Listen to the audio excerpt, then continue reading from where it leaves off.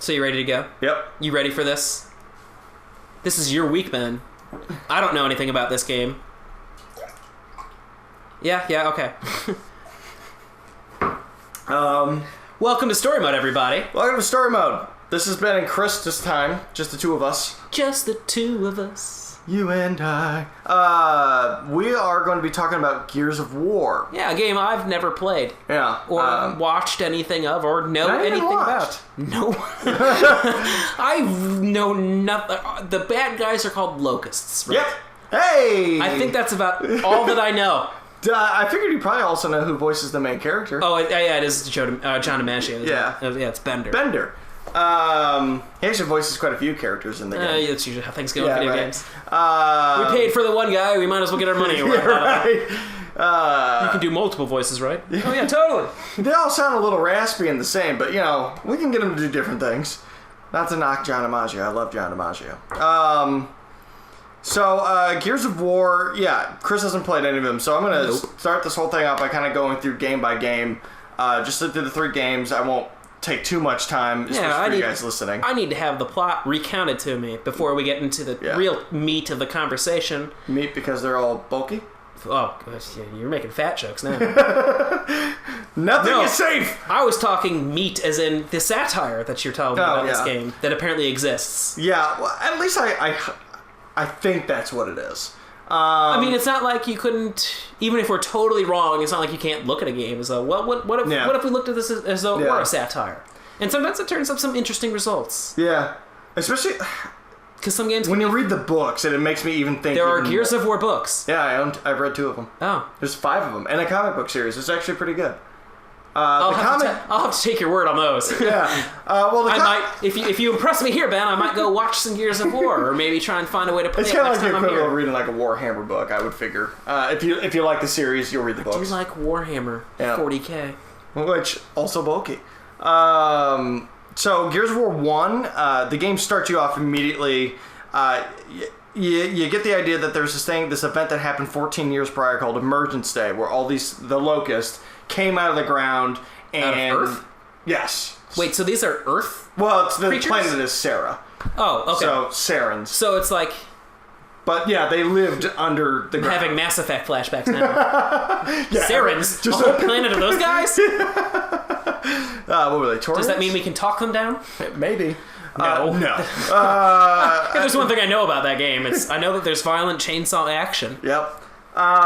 So Emergence Day happened, and Emergence Day happened in the middle of a war between 2 nations. Because the 2 nations were fighting over this resource called emulsion, which is basically like our oil today. Emulsion. Emulsion. It sounds like... It's like a yellow goop.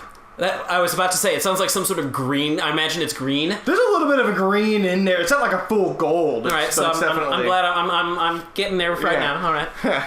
But yeah, these 2 factions are fighting in the middle of like the high point of the 79-year war. Emergence Day happens. How did these guys fight for 79 years? Some of the books kind of go into it. Isn't this like the science fiction thing too, where it's like the future? But it's on a different planet. They try to make sure that they let you know this is not Earth. Because they have like different creatures. Because I mean, unless like one of the countries was like space Afghanistan. More like, I don't really see like the USSR versus the USA. Yeah, because that's the only country that's been like constant war for more than like 10 years at a time is Afghanistan. Right. Just because like they're all hiding in caves. Yeah. Well, all the people we don't like are hiding in caves. Not everyone who lives in Afghanistan hides in a cave. They have regular homes there too. So Emergence Day happened, locusts came out, just started wiping the playing field, and so the humans banded together into one coalition of governments, or COG. Is it actually called that? Yeah. So that's why you have Gears, who are soldiers, and COG is the government. Okay. Yeah, I mean, they're very aware of... I mean, they're made that I'm willing to give this some space for. Okay, so the symbolism's going to come in here at some point, right? Well, yeah, because their dog tags are COGs. Okay, but I don't mean just symbols, I mean symbolism. Yeah, like, I mean, yes, because the way the government is run is very kind of totalitarian. Everybody has a role to fill. Like, unfortunately, women, if you are not barren, you are forced into breeding factories. Unfortunately. Oh, wait, yes. Yeah, it's pretty bad, Chris. Crap, sorry, I left my sexist hat on. Let me take that off. Is that a fedora? Or no, a trilby, technically. Looks more like it's just a trucker hat to me. Oh, okay. It's any hat that you want, whatever stereotype you think fits. This is America. Maybe it's just, a hairpiece. Yeah. Like a hairnet? No, a hairpiece, like, Donald Trump has. Oh, got it. Right, Bo Trump. So, women are forced into, like, breeding factories, and a lot of the men are conscripted into the military because they have to combat this threat that they've been at for 15 years. We're like the menitary. The menitary.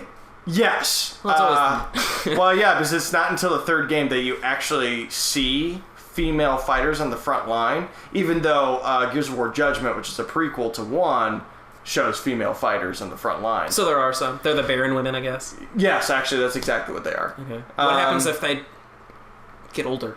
Does that mean they still fight? There's actually you meet an older woman in the game who's like one of the top snipers. Because it's like, at a certain point they can't just keep breeding. Right. Yeah. Exactly. Like, sorry, you're 50 years old. Not happening anymore. If you get to live that long, Jesus. Is it like that kind of world at this point? I mean, yeah, like medical technology is... You don't see many. You see a few, and even then I'd wager to guess that like Colonel Hoffman, the guy who's pretty much your superior officer in the first game, you wager he's maybe 45 to 55. But anything old, I've not seen a character older than that, even amongst the Stranded, which are the group of people who decided not to join the COG or the government. They're just like their own outcasts. And so the game then starts it goes through this panning of a prison. You're playing this character named Marcus Phoenix, who you're broken up by your friend Dom. I thought you were in the military. Are you a prisoner of war? You end up finding out upon the first 2 seconds of kind of wandering through that you had been court-martialed for disobeying orders and you were thrown in prison. So it's kind of like the beginning of Mass Effect 3 now. Yeah. Don't worry. I'm going to try and tie this back to Mass Effect as many times as I possibly can. So, you go through the prison, you get out, you meet Colonel Hoffman, who's not thrilled about the idea of having you back, but they need you on a very important mission. You're a badass, so they need you. Exactly. That's essentially what it is. You're voiced by Bender. There's no possible way you're not at least part lovable Bender. You meet this other really important character named Anya, who's basically your voice the whole game. She guides you. She gives you everything that you need. Is she a computer? No, surprisingly. Okay. You actually see her in physical form, okay. And then she actually becomes a playable character in 3. Huh. Like multiplayer character? No. Co-op? If you co-op, yeah. Which is kind of interesting. Yeah. But so as you go through the game, you have all these macho moments, like when you run up to Macho Man Randy Savage moments. Basically, yeah, you're like, "Oh yeah!" As you run up to people and chainsaw them, bro, fist pump, bro, yeah, motherfucker. Yeah, and actually, that's one of the things they shout is they slice through these guys. So you go through, you meet at the end of the first chapter, the bad guy of the game named General Ram, who's this big hulking, disgusting looking monster.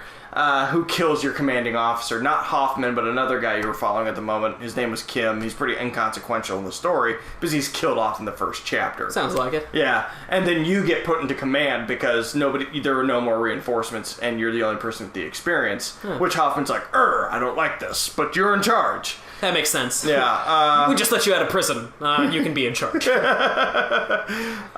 may be a criminal, but that doesn't mean you can't lead. Yeah, right. Okay. And so you're basically then on a mission to find this light mass bomb because they figured out there's all these subterranean tunnels. You put a bomb in the right spot, it'll shoot out and destroy everything down there. Yeah. It's pretty much let's nuke them and get this over with. And kill them with fire. Yeah. You meet interesting creatures along the way. There's this really long stretch in chapter 2 where it's all night. But these creatures this is one of my favorite moments of the game, but it's also the most difficult. If you step in an area that is not lit up, these creatures called krill, they're half birds, half bats, just tear you apart in 2 seconds. Oh, so it's like pitch black. Yeah, actually a little bit like that. And so you have to go through this entire chapter that way. Eventually you get into a car, charge into the final area where there's a bunch of people being fired on upon locusts. You meet with the rest of your squad and you move on to the next chapter. So the this planet, like the locusts were like intelligent beings underground or something like that just popped up. Yeah, they're kind of more or less like a hive mind. There's actually did they ever imply like how long? I'm guessing this is like a colony planet of some kind. Humans weren't here forever. Like we came from Earth. It's from the history that is provided. They've been there forever. Oh, okay. Weird. Yeah. And then just out of nowhere, the locusts come. So they don't have like space travel. Which the second game is no space travel. Oh, that's okay. So I thought this was like more of like a space game. Mm-mm. Like you travel in space. Centralized on one planet. Weird. Yeah. It really just went to another bound and just like, hey, this is the world we're going to create, and so we can create any rule we want, basically. Like guys being the size that they are and able to move as quick as they can. And apparently completely unaware that there are things underneath the ground. Right, which was the interesting thing. And there's a lot of theories about it's just like you guys had no like geologists ever in your history of your world, like ever. Well, right. And that's kind of the backstory that kind of gets thrown out in two a little bit. Because one is as straightforward as it gets. You get to the subterranean levels in Chapter 3. You light off the bomb and realize there are way more to the underground than you originally thought. And that light mass bomb was not enough. Yeah. So then you know that there's a bigger device that acts like the light mass bomb on a train, and you have to hijack the train and then drive it into another part of the subterranean system. And that's where you face off against General Ram in probably one of the hardest shooter boss fights. Game? Yeah. Okay. Probably one of the hardest shooter boss fights I've ever been in. But really kind of cool because you can't step out out of the light because he's surrounded by Krill. So is this just like a normal like night on the planet? These things will get you? Yeah. So apparently. This is now starting to begin to understand, like, how did humans even survive to get to technology at this level? But at the end of this game... Or are they trying to tell us this is what our technology begat? We created these problems. Actually along those lines. Because actually, the more I think about it, the Krill actually came out in Emergence Day. So they've been there for 15 years. I'm figuring this out. Yeah. They've been around for 15 years, but not as long as the history of the planet. Not as long as I've been making noise in this podcast. Right. So after you kill Ram and drive the train into another part of the subterranean, all Krill nests have been destroyed. You'll never see them again in another game, and you think you've won and saved the day. But then you hear a new voice to some lady talking about how the locusts will rise again. And you're like, what's that? I'd like to see you try. Yeah. Game 2 then happens. Oh, okay. I guess they are going to try. You're now in the central city of Jacinto, which is like the last capital of humanity. It's the last place where all these people have congregated. Nothing can possibly go wrong. Is that? I'm guessing that's opening narration. Yeah, basically. And so you get a small invasion force. And then you're introduced to now who's the head of the president, El Presidente, who says, we need to take the fight to them. So you get this huge convoy. Yeah, didn't we just do that in the last game? Right. You get this huge convoy because you've discovered more of their subterranean network. Of course we did. Yeah, right. It's a huge planet. We're not looking very thoroughly, are we? Not really. Like, they only seem to go... Like, if you think about our planet and how deep we are capable of going, like, they're really not looking. Yeah. What do they do? Kill off all their geologists? Or just explorers in general. Yeah, right. Apparently everyone's content to just sit at home and play video games in this universe. Wait a minute. Jesus Christ. Am I figuring this out before you get in there, Ben? It was all a dream. So you finally take the fight to them. You meet some interesting characters. You meet the new general whose name is Scourge, and you go underground. And because now you have to find this creature called a riftworm who's been going through tearing down other cities. And a riftworm is like the size of 4 football stadiums. It's like what those the guys Dune? from Dune. Yeah, actually. Weren't they just called Dune worms? I think they might have been. I don't know. Sandworms, something like that.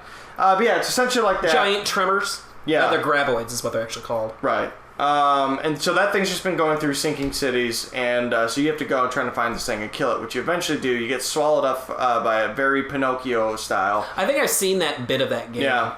But then you have to go through the insides, destroy all 3 of its hearts, then you chainsaw your way out in typical violence fashion. As if destroying just one of my 3 hearts would kill me. I will live on! Don't forget your old pal Zoidberg! And then eventually, after you're trying to find a way back, you come across a scientific facility where things start to get weird. Weirder. Well, right. Because you find these creatures called sires. Oh, also, rain on the planet turns into razor blades. Oh. Like, darn it. Who lives here? Yeah. The rain is razor blades. How did humanity survive as long as it did? Right. I'd be willing to believe that we settled there, not that we evolved there. Unless like, is their skin like razor blade proof? Like it can't get cut? Like no, you get shredded alive. Oh, okay. B plot of Gears 2. You know in Gears 1 that your best friend Dom, if you're playing co-op, he's the person you're playing as player 2. He's looking for his wife. And in the second game, I think I know that twist. Yeah, right. I'm sure that cutscene has been thrown around many different times. I haven't even seen the cutscene. Just know what she's dead, isn't she? Or it's like she's... No, not quite. She's turned into like one of the locust breeders or something? She's been so tortured and turned into a slave, she's just a shell of who she used to be, and Dom has to put her down. Oh, okay. Yeah, because I know that it's like not a happy ending. No. But yeah, you get to this facility, you see a bunch of these creatures called sires, which look like locusts, and they turn other people into locusts, and you're like, what's happening here? And you're going through this entire compound where you find information that related to your father, Marcus's father, who you presume is dead in the first game, which is why Marcus got court-martialed in the first place. He disobeyed orders to try and rescue his father. So you're in this facility, you're like, what the fuck is happening? And then you get a call from Hoffman going like, we're being attacked at Jacinto. So you have to run back to the main hub where it's a massive... Well, actually, no, before that, you go back underground. This is the part I forget, because this is when you learn about the other threat that's happening. There's another threat? Exactly. This game keeps throwing threat after threat at you. Well, I mean, that's part of, stakes, man. The stakes. That's what's important. Steak. S-T-A. God. So you go underground and you start hearing more interaction from the Queen. This is where you find Dom's wife. And you hear the Queen saying, you will not prevail. We will kill each and every one of you, which you think, oh, clearly she's talking about the humans and she knows we're here. And then you start seeing locusts that are glowing a yellow-green. You're like, what the f*** is that? And they explode upon death or impact. And they're called lambent. And you start to realize as you're going through that the locusts have been dealing with this for the last 20 years. If not more, about these locusts turning into radioactive monsters. More monsters than they already were. So you go through, you finally meet the Queen, who looks like a human locust hybrid, and you're like, what the f*** is that? She looks like Helen Mirren. And you're like, you'd be attractive if you didn't have so many of those weird tentacle things. And then you fight the General Scourge. You kill him by dropping a rock on him. This is still the second game, right? Yes. Okay. You get into this big chase... out of these underground, you're back at Jacinto, where a big, one of the biggest locusts called a Brumac. You've probably seen it in a commercial or somewhere. They have rockets everywhere. They're gigantic. They look like Godzilla. One has been turned lambent. And you have to climb on top of it and kill it? You have to get in a helicopter and shoot it. Oh, okay. And it explodes, which then floods the city. And it floods the entire underground, where a lot of the locusts are now then eradicated. Except for... We win! Yes! Win! Nothing could possibly... Mira's talking again. She's still alive. And she talks about getting her revenge. Again. Wait, this is the Queen? Yes. I thought that we made friends with her. I wish. Because we killed her enemies. You would think. I mean, that's how it should work. She's really ungrateful. I know. Men come in to... I mean, she's human. She obviously didn't mean to be there. Yeah. So, yeah, everything's flooded, everything's great. You had the Queen say, we're going to get your revenge. You're like, yeah, whatever. Gears of War 3. Yeah, well, actually, at the end of Gears of War 2, after the credits, you hear, this is Adam Phoenix, Marcus's father. I'm still out here. What have you done? And that's the end of the game. Huh. And then you get to the third game where humanity is basically, everybody is now considered stranded, except for the cogs are trying to stay together as much as they can, but they all have little colonies on big ships. The cogs as in the government. Okay. The chairman is missing. Everything's in disarray. Humanity's just trying to hold on. And they weren't before? Right. With razor blade rain and... monsters in darkness that kill you, and like everything about this planet seems like you weren't supposed to survive. Yeah. And but only just now are we clinging on. This is our final hour. So then at the end of the third game, or in the third game, at the end of the trilogy, Dom is as depressed as he's ever been, and kills himself. No. Oh. And then you get invaded by Lambent forces on your ship, which you've apparently been fighting for the last 2 years since the end of Gears of War 2. Or no, just like a boat. Oh, okay. Not like a schooner, but like a aircraft carrier. I just like to picture all these guys in like battle armor on like a wooden on a schooner, on like a wooden pirate boat with sails. Avast! Bugs! You eventually fight all these Lambent, and you figure out that you need you figure out where the chairman is, and you go decide to confront him about abandoning you. Is he in his chair? No. That's unfortunate. I had to think about it though, because I was like, was he? But he was just in his chair the whole time. You find him, and then you figure out that he has this data encryption right before he dies, because of course he gets mortally wounded in your rescue attempt. He has this data chip that has important information about where Marcus's father is. And Marcus is like, where is he? What? My father's alive? He's on a resort island. Like there's a resort island in this world. Yeah. Uh-huh. Yeah. Does it also rain razor blades at the resort not. island? When it rains on that island, it's just regular. What? And it looks like a tropical paradise. Why doesn't everyone live there? Right? Well, because it was a hidden thing by the government, because you find out that the government was even more f***ed than you thought they were, because they were the corrupt. Government? Well, yeah, they were the government. Go figure. Wait, now we're getting to the satire. Are we? Can we get to it yet, Ben? God damn it! As you're going through the resort, you get surrounded by Lambent and Locust forces. You're thinking you're never gonna make it out, and Dom says, "We made it out because we made it out." Yep. And then Dom kills himself by driving a truck. Yeah, I think I did hear about that. Yeah. It's not like he blows his brains out. He tries to die heroically. It's kind of an emotional moment. But he doesn't die heroically? Yeah, I mean, it is heroic. It's just, you're just like... It's just like, I'm going to drive this exploding truck into these locusts, and he drives it, but it doesn't explode. Damn it! It's one of those things that so they're just all coming after. It's like, sorry guys, I tried! It's just one of those many moments that, you would say, is like, I saw this one happening. And because I was always player 2, because I played this game almost exclusively co-op, because I was always player 2, I was a little bit attached to Dom, but by the time game 3... Who you play as player 2 then, once he's dead?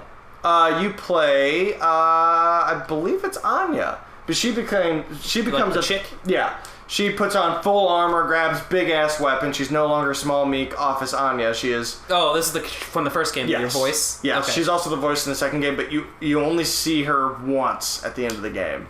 That's really weird. And she's like the love interest for Marcus. It's kind of interesting. Yeah, it is really interesting. And then in the third game, she's playable.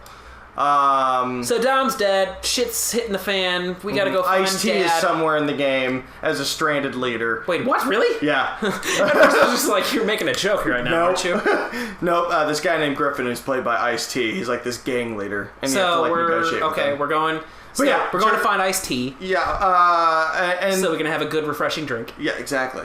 You eventually go through the resort island and you find your father, who's just like, "Oh, it's so good to see you." So I found this way to cure the Lambent and all the humans, because humans have started becoming inflicted with rust lung, which is really a thing that turns you Lambent, which is the radioactive explosiveness. So they're really just locusts with lust lung. Yeah, more or less. Lust rung. Yeah. That sounds a little disturbing. Yeah, right. That's the part of the letter you get to when you're going through sex edition. The lust rung. But yeah, it's just one of those things where it's also part of the plot of the game. You're trying to figure out how to cure this ailment that humans are now starting to be afflicted by. And it's some sort of chemical gas. It's from the emulsion. It's from humans' exposure to emulsion. So really, the key is that we're supposed to be drinking oil. Yes. Okay. You heard it here first, folks. Drink oil. A glass of oil a day keeps the locusts away. Or something. So, where are we going with this, Ben? The father tells you he'd been working with Queen Mira, and you're like, what? The Locust Queen? Yeah, the Locust Queen. Why wouldn't she tell you this when she met you? I know, right? Oh, by the way, I've been working with your dad. Oh, well, then let's all work together and have a great time. Because in the second game, the only thing she mentions to you is like, oh, you look like your father. And you're like, wait, you know my father? And then she runs. But in the third game, you realize from your father, like, oh yeah, I've been working with her trying to find a cure for the Lambent thing from Locust, but because I didn't find it in time, that's why she invaded the surface. Is he the Locust King? I mean, I guess in a way, you could consider him. Oh, I thought that like we were going to find out is like, but here's the big twist. You get to the end of the game and you find out that the Locusts haven't been around for 15 years. They haven't been around for before 15 years, only the 15 years. Yeah. Your dad created them with this chick on accident, and now they're... Kind of. It's only up to speculation. Because at first I was like, you're like, damn, that would have been a much better story. I mean... But that's kind of like what happens in the background. If you find enough collectibles that give you like background information, you kind of figure out that there was this girl named Ruth who, and I'm gonna drift away from the rest of Gears of War 3 to go over this part. You find this girl named they had this girl named Ruth. They found this worm from the underground. They'd gone deep enough to find this worm that was around the emulsion but was unaffected by it, and they made these hybrids, which Ruth turns into Mira.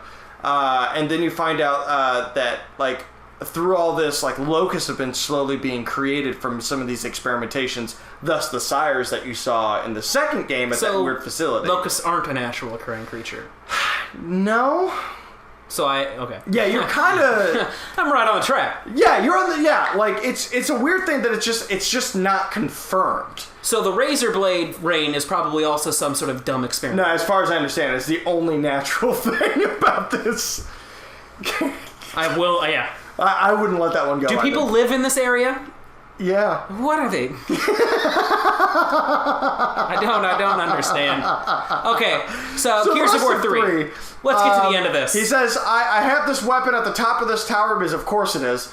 And I guess it's in the city that you flooded already. No, it's at the top of the resort that you're already at. Oh, okay. And you have to he has to put in the code and activate it, so you have to escort him up there, and then Queen Mira is just like, no! Because she tells you that if he does activate this weapon, all locusts everywhere will die. Because they all have a strand. They've all been so exposed to the emulsion for so long, they have a strand, in their systems. So you have to decide whether to save humanity or the locusts. You don't get the decision. Oh. This isn't that game. We're not playing Mass Effect. See, I got it in there again. You did. I'm going to see if you can go for a fourth. So you have this big epic fight while he's trying to put the code into the thing. You fight Mira, and you kill her, and he activates the weapon, and then he gets affected by it because you realize as he's dying, he's just like, yeah, I had to test it on myself to see... No! Yeah, and you're like, no! Dad! My dad is dead! My best friend is dead! Everybody's dead! And Anya's like, I'm still here, and you're like, oh, okay. And then you push her off the building. Yeah. Anya's dead! Yeah, and then Mira gets up. This is like the other thing that kind of supports that theory, because after the weapon's activated, Mira's still moving. She's like weakened and everything. You're like, what? And then Marcus goes up and stabs her in the chest with a knife, and he's like, die, bitch. I think that's actually the word. No, he says, this is for Dom and everybody else you killed, you bitch. And then he stabs her. And she's dead. But the reason she survives is she's half human.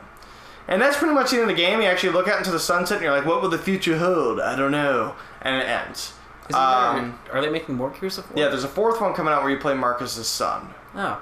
And the locusts have returned again? Supposedly not. It's supposed to be a completely new threat. All right, but what's the satire here, Ben? So I think there's a lot. Personally, the more I thought about it, there's a lot going on. You have this idea. I mean, obviously, it's very masculine.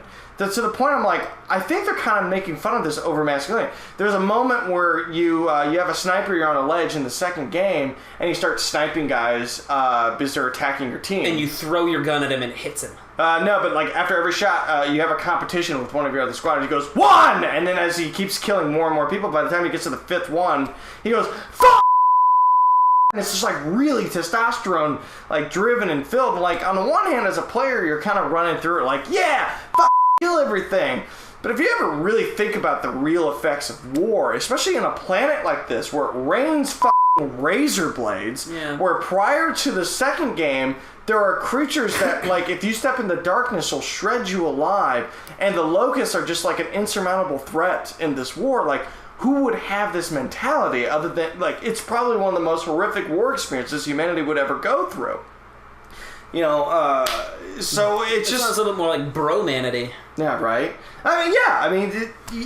It's what it is, and it makes me think that they're kind of making fun of this whole, like, masculinity idea that, I mean, even when you see, like, people playing Call of Duty games, there's this really bro attitude, even in some of the story elements. Makes me really wish then that your friend actually did, like, try to do some heroic sacrifice and just kind of petered out terribly. Yeah, right. Because that would have been really driving home the satirical point here. Yeah. That's your. If there is one to make. It's that moment in, like, the father dying at the end of 3 that kind of makes me think it might not have been satire.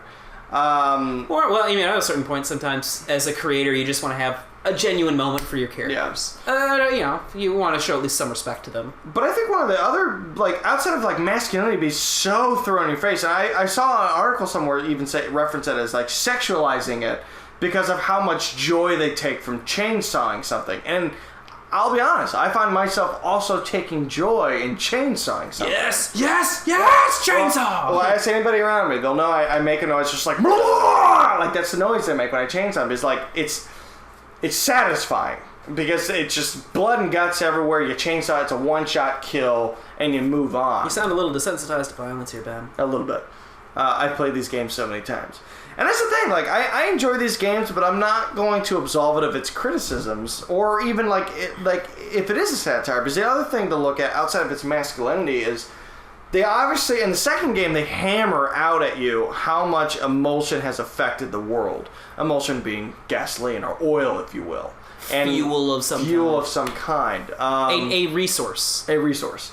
That everyone's fighting over. Right. And how prior in the Pendulum Wars, which was that 79-year war I mentioned earlier, prior to Emergence Day, like, I mean, there's 79 years fighting over this resource and just absolute constant conflict. That one side... the one we're done fighting over oil will probably be 79 years total, just with different countries. Fair.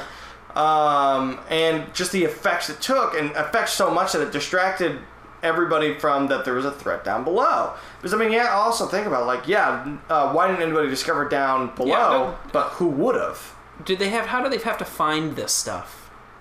Did they have to dig for it? A little bit. That's actually a good point.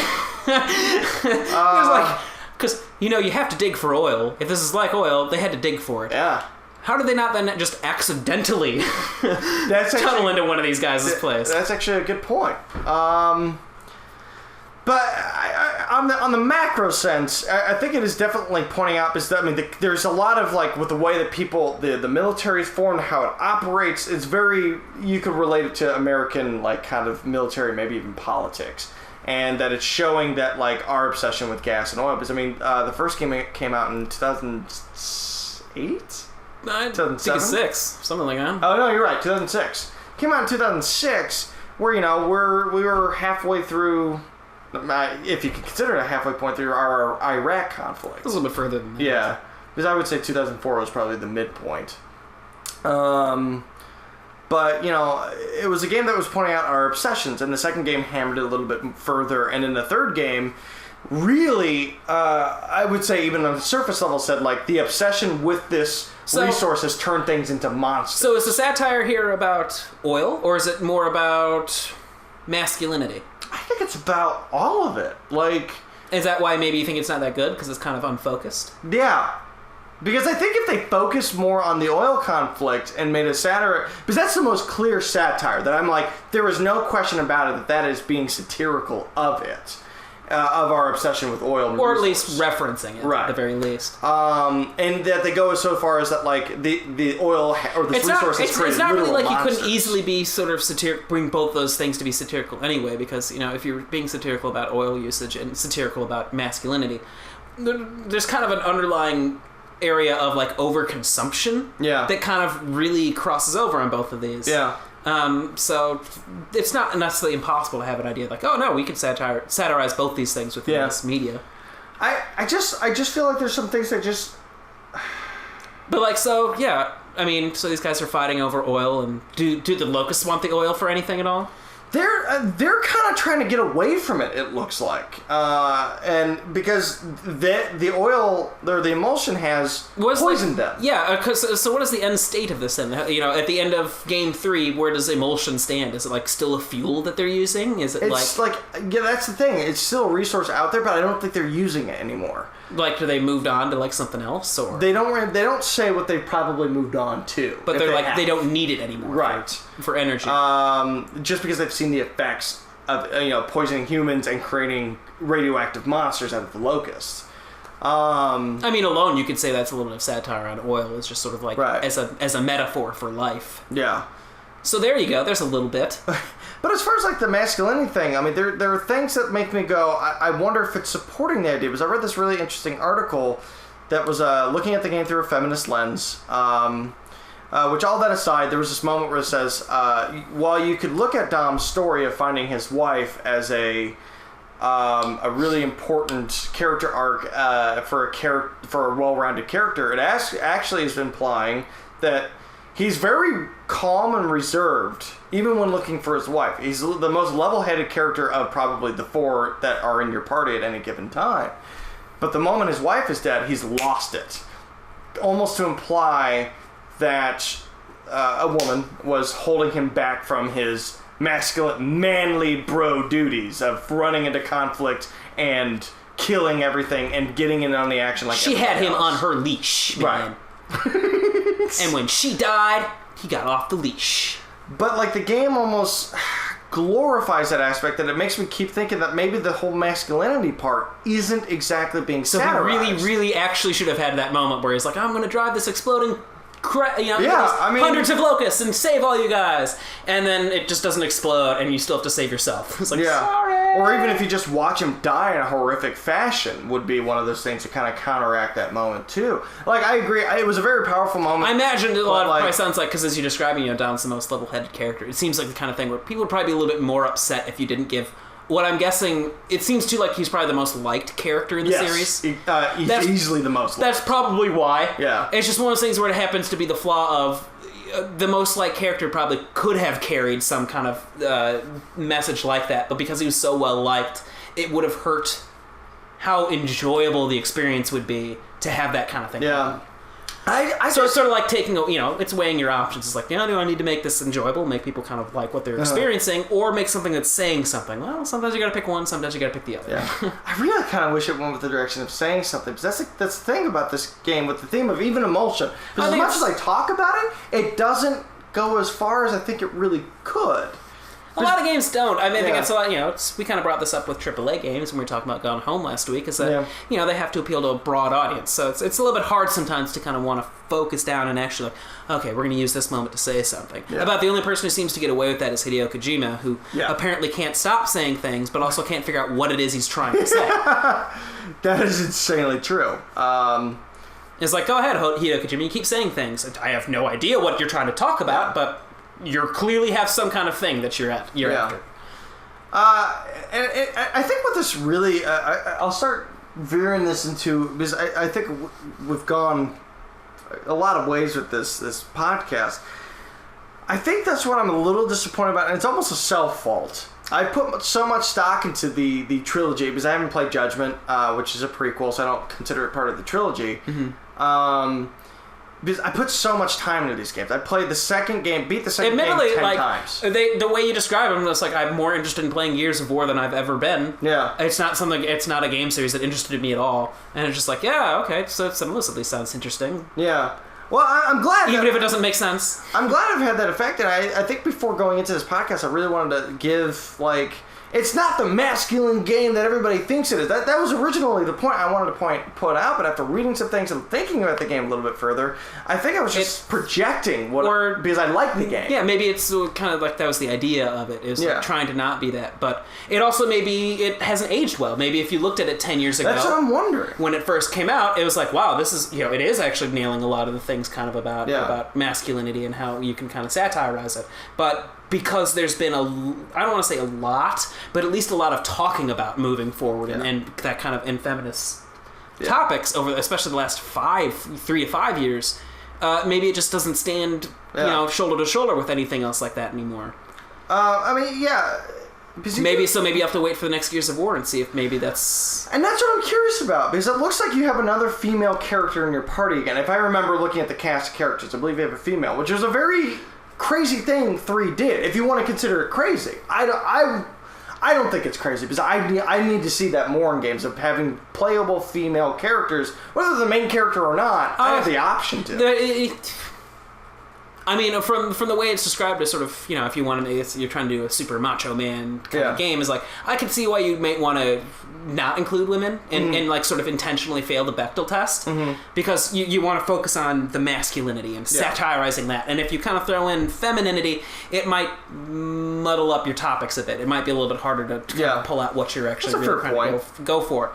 That isn't to say that you can't stay stuff with both genders in there anyway. It is something I will give a lot of praise for, though. In the 3rd game, when Anya picked up a gun, and when you meet another character named Sam, who's just also an utter badass, you don't question it. Nobody goes, "Oh, a woman on the front lines." Nobody says a thing. That's our white guy feel good moment. Yeah, right. Because that's what I realize it is at this moment. Is like, I have this moment. I kind of just, what I'm just that's how I feel they are. It's just like, I'm a white guy, and this makes me feel good about being a progressive white guy, because I'm seeing a girl getting a chance to be just like me, a progressive white guy. Yeah. But like they had, I was playing World of Warcraft, and they got the new expansion out, and there's a section where Malfurion Stormrage, one of the elf characters, gets captured, and his wife Tyrande shows up and like has to choose between either rescuing him or saving some people, and she goes off to save the people instead of rescuing him, because she's like, I made this is my thing. And it's like, part of me is like, as my like my white guy's like, yeah, my white guy feel good moment. Here's a woman who gets to choose to like not have to choose her man. Yeah. It's like, that's great. And it's like, it's kind of nice to have those moments here in the time and being. Yeah. But like 5 years from now, 10 years from now, that shouldn't mean a thing. Yeah. And that's sort of like, it's nice to say that now, but yeah. I honestly hope it goes that way, where it just becomes such a norm that it's a character choice that you're like, yes, this character made a choice. So people look back at us in 5 years and go, what are you guys talking about? That was amazing. That happens all the time now. It's a cliche. Good. Thank God. Yeah. Yes. We did it. We succeeded. 2 nerdy guys in a room. We did it. We did it, guys. We did it. I don't know. I implore anybody listening to this, play the game. Throw something at me that I'm not quite getting, because I can't get past that this game is so... So you're sort of in a position where you want to really like this game and kind of look at it as a satire, but you're just not feeling it's all the way there. Like they hammered down all the nails. Yeah. Closed up that box. I wanted to, because I enjoy the game, and I don't want to feel... I usually don't feel guilty enjoying something. I don't like the term guilty pleasure. If I enjoy it, I enjoy it. I don't feel guilty about it. Do I like Taylor Swift songs? Yes, I do. Those are... But, don't let your Taylor hear that. Yeah, right. But, I don't know. It's just one of those things that, like... Is it a shortcoming on me? Is it a shortcoming on the game? Am I projecting too much just because I like the game? I don't think it's... See, here's my kind of general opinion. Is there's nothing wrong with liking anything or like enjoying anything as long as your understanding of the faults that are within it. Like, we have quoted Kung Pao a number of times, to which will probably confuse some people who have never seen the movie. Because it's also terrible. Like, I'm not gonna stand here and be like, it's an amazing, hilarious movie that everyone should go watch. It's not a good movie, but like if you happen to get into its sense of humor, it's hilarious, and you'll quote it for the rest of your life. It's easily one of the funniest movies you'll ever see if you can get into it. But again, like, you have to be into it, and like I think that's kind of the same thing. It's like, I don't want to ever say that you can't enjoy something or you can't find enjoyment in something, but you should at least be able to pull out, like, yes, but it has these faults. This game may be sexist a little bit. This game may be a little bit racist. Especially being able to pull that out too. It's like, people are like that. Doesn't mean you can't like people. This guy may be a little bit racist, but that doesn't mean he can't still be my friend. Yeah. Wow. Deep, right? Yeah. I'm like, I don't know where to go from there. I started out making fun of this game, and I'm coming at the end of this, man, totally surprising you, being the deep, thoughtful one. That's my point. At this point now, I'm like determined, like, you and I at least have to let's play the first game. Yeah, probably. Especially if there's a co-op mode. Yeah, it's pretty fun. Why this took so long for us to bring up? I don't know. Well, it was one of those things that Bruce and I kept tossing around, and we just never really settled on it. Yeah, I don't think you guys ever mentioned it to me. No, because it was something he and I thought about doing. Oh, okay. But it'd be pretty good to have somebody with fresh eyes in on it. Yeah, I never played these games. Yeah. And then, maybe actually we'll come and revisit this concept if we do a Let's Play of these games. We'll have to... Let's just say we do. We will. We'll come back to... And we'll find the satire. Yes. Whether or not it wants to be found. Yeah. We'll whether or not it's there. we'll actually do what they didn't do in the game and start digging. Yeah. Would have solved a lot of problems. We're going to go exploring. We're going to map these rocks. We're going to dig. We're going to find out what's going on down there. All right. Well, that's this week for Story Mode, I think. Yeah. So thanks for listening to Ben recount his adventures through, what's the name of the place? Sarah. Sarah. Sarah. Yeah. Okay. But, like, people would be called Sarans. Is it spelled with a C? No. S. Why C? I don't know. I just feel like that would be appropriate to any kind of thing. Hey, who am I to tell you otherwise? But next week we'll be talking about... We're going to be going over favorite sort of openings that we have from video games. We want to kind of go through and be like, we really like... These have impressed us. Like the first, 5... 10, 20 minutes of any game that just hooked us. And that from that moment on, we're playing. We're playing all the way to the end. So we've got a nice group of those. We're going to kind of go over those and and a kind of a couple fun discussions, I think, to have along the way. Yeah. Well, I can't wait for one of them. The Fallout one I cannot wait for. Yeah, so you heard it here first. Yep. We're going to get into some Fallout discussion next week. All right, guys. Thank you for listening, as always. And we'll catch you later. Next time, guys.